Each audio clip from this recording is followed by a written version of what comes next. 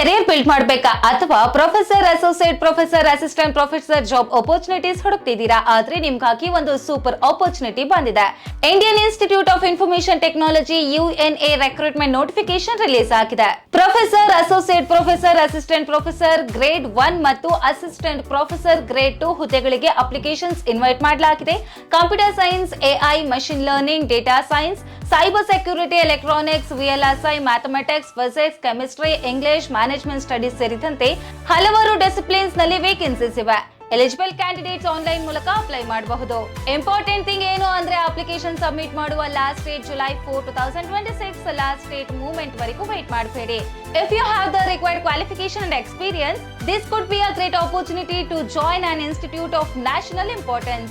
ಹೆಚ್ಚಿನ ಇನ್ಫಾರ್ಮೇಶನ್ ಗಾಗಿ official notification check ಮಾಡಿ ಮತ್ತು ನಿಮ್ಮ ಫ್ರೆಂಡ್ಸ್ ಜೊತೆ ಶೇರ್ ಮಾಡಿ. All the best.